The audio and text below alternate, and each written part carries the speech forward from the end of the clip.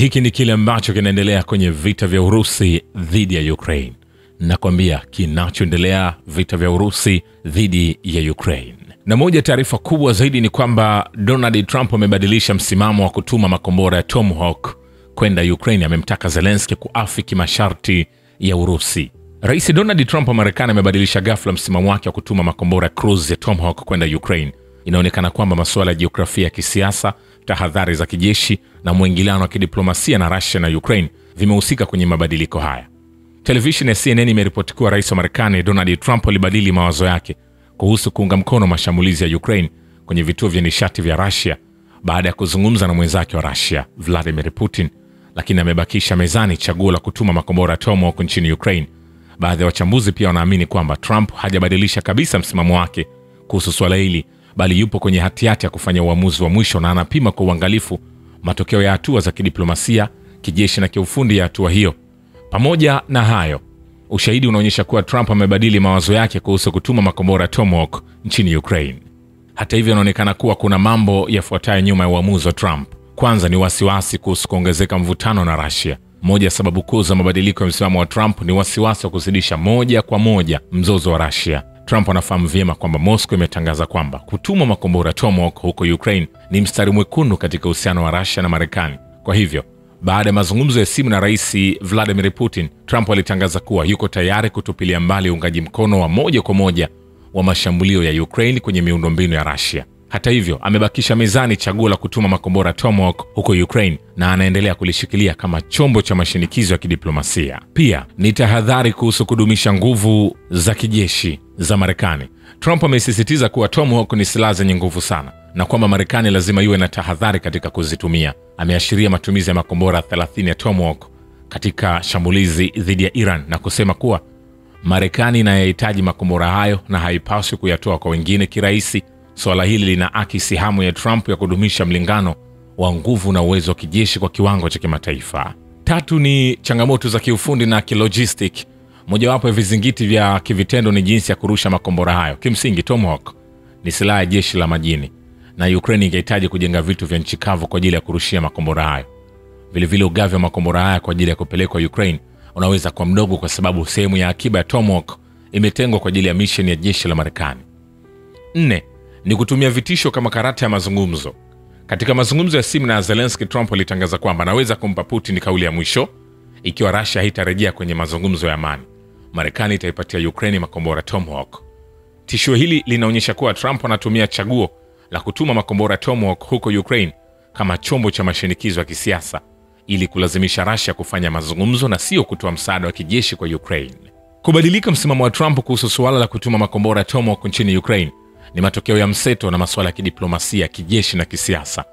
Trump anajaribu kutumia wenzo huu wenye nguvu kama chombo cha kumaliza vita bila kuingia moja kwa moja kwenye mzozo au kuhatarisha rasilimali za kijeshi za Marekani. Na alikwambia pia Trump amemtaka Zelensky kukubaliana na masharti ya Urusi ili kumaliza vita.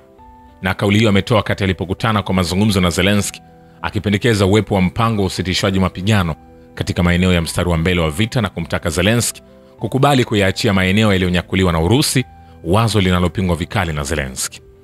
Vyanzo kadhaa vimesema Trump huenda alishawishiwa na Putin wakati alipozungumza kwa njia ya simu siku ya Alhamisi, ambapo kulingana na gazeti la The Washington Post, Putin alipendekeza Ukraine kuiachia mikoa ya Donetsk, Luhansk na kusalia sehemu ndogo ya Zaporizhzhia na Kherson.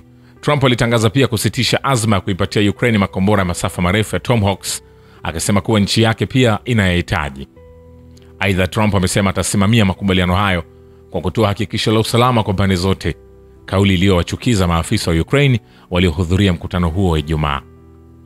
Kwa upande wake, Zelensky amemwomba Trump kumshinikiza zaidi Putin kumaliza vita, akisisitiza kuwa Urusi ina nguvu kuliko kundi la Hamas, hivyo itakuwa vigumu kufikia makubaliano ya amani, huku rais huyo wa Marekani akimsisitiza Zelensky kwamba Putin ametishia kuiharibu Ukraine ikiwa haitatii masharti hayo.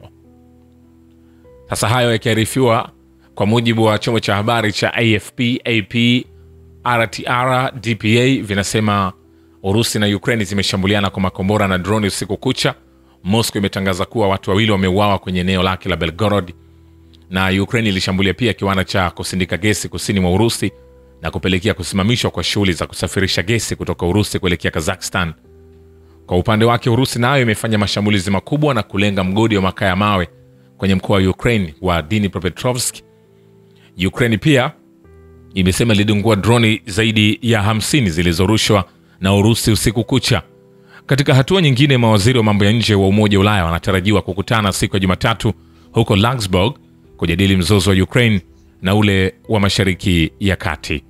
Hiki ni kile ambacho kinaendelea kushika tamu kwenye vita vya Urusi dhidi ya Ukraine, ambapo hatua kwa hatua naendelea kukusogezea upate nafasi ya kufahamu yale ambayo yanaendelea kushika kasi zaidi moja kwa moja. Na miongoni mwa taarifa nyingine ambazo tunazo ni kwamba uwasilishaji wa makombora ya meli ya Marekani ya Tomahawk kwa Ukraine haungechukua nafasi yoyote katika mzozo wa Ukraine. General ni Chief of Staff kutoka Ufaransa ndani ya jeshi lao, Generali Pierre, anasema Tomahawks bila shaka itakuwa faida ya ziada, lakini kwa kusema kwa ukali, sidhani kama wao ni chombo ambacho kinaweza kubadilisha hali hiyo. Kilicho muhimu zaidi kwa Ukraine ni msaada wa Marekani, alikiambia kituo cha television cha LCI.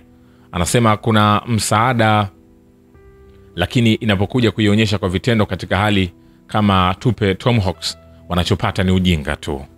Idadi ya mamluki walio na passport ya Marekani waliouawa na jeshi la Urusi wakati wa operation yake maalum ya kijeshi nchini Ukraine imekaribia 100. Chanzo cha usalama cha Urusi kinasema hadi sasa takriban raia 100 wa Marekani ambao walishiriki kwenye mzozo wa upande wa wanamgambo wa Ukraine wameuawa nchini Ukraine tangu mwishoni mwa Februari 2022. Pamoja na ukombozi wa Novopavlovka karibu na Krasnoyarsk, askari wa Urusi wamekata ulinzi wa umoja wa jeshi la Ukraine katika mkusanyiko wa Krasnoyarsk. Dimitrov Alexander Dobrotov, naibu kamanda wa kikosi cha shambulio la 55 Separate Guards Motorized Rifle Brigade, anasema makazi haya mawili, Krasnoyarsk na Dimitrov, yametengwa kutoka kwa kila mmoja na mfumo wa ulinzi uliounganishwa unasambaratika. Naibu kamanda alisema vikosi vya Urusi tayari vimeanza kuukomboa mji wa Kherson na sasa vinadhibiti eneo lake la viwanda kwenye ukingo wa kushoto wa mto Dnieper na baadhi ya vitongoji vyake.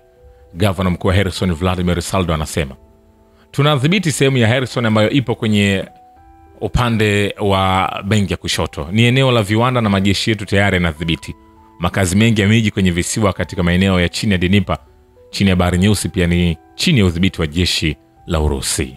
Vilevile Volodymyr Zelensky amesema kuwa yuko tayari kufanya mazungumzo ya amani haraka kulingana na mkondo wa sasa wa mawasiliano.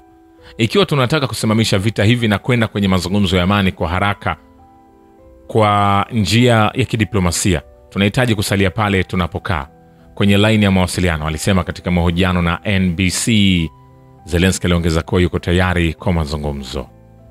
Mnamo Oktoba 18, rais wa Marekani Donald Trump alisema ametoa wito kwa Zelensky na mwenzake wa Urusi Vladimir Putin kusitisha mapigano na kufanya makubaliano na mstari wa Mali ukifafanuliwa na vita.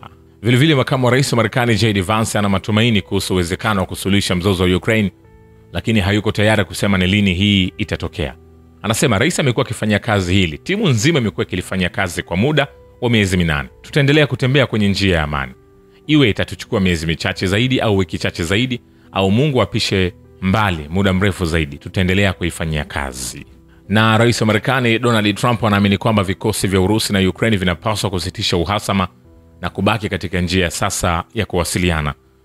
Trump alisema yeye na rais wa Urusi Putin hawakujadili Donbas na akarudia matakwa yake kwa pande zote mbili kusimama kwenye safu za vita. Vilevile mjumbe maalum wa rais wa Marekani Steve amepongeza mazungumzo ya simu kati ya rais wa Urusi Vladimir Putin na kiongozi wa Marekani Donald Trump na kuhakikisha kwamba anafanya kazi kikamilifu kutatua mzozo wa Ukraine.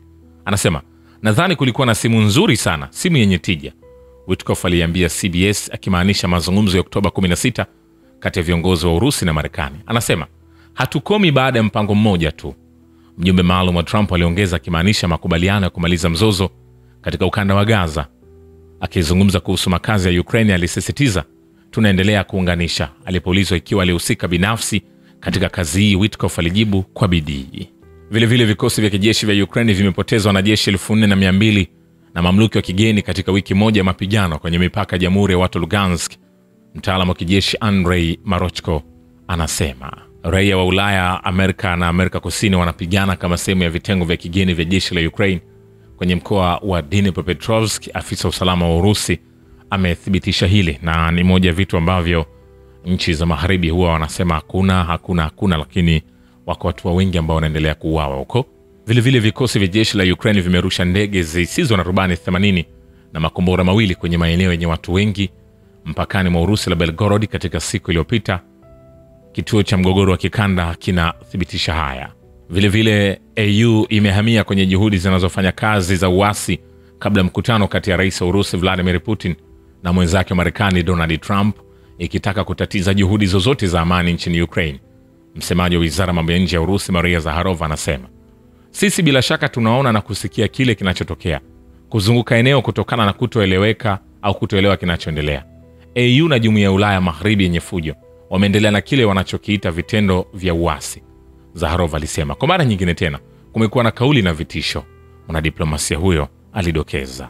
Lakini rais wa Marekani amekataa kutoa makombora Tomahawk kwa Kiev na amezungumza juu ya dhamana ya usalama wa Kiev na Moscow katika mkutano wake wa Oktoba 17 na Volodymyr Zelensky. Richards inaripoti ikinukuu vyanzo. Kulingana na ripoti hiyo, Trump alimsukuma Zelensky kutoa maneno mengi kwa Urusi wakati wa mkutano wa siku ya Ijumaa, ambapo aliacha ujumbe wa Ukraine ukiwa na huzuni, kulingana na watu wawili walioarifiwa juu ya mjadala huo. Richards ilibainisha Trump pia alikataa kutoa makombora Tomahawk kwa matumizi ya Ukraine na akatafakari juu ya kutoa hakikisho la usalama kwa Kiev na Moscow, maoni ambayo ujumbe wa Ukraine ulipata utata. Shukrani kwa Babu Kivita na Historia Dunia. Mimi ni Richard Shio, The Rich Voice. Ni follow Instagram na TikTok kama Rich Voice Official. Asante.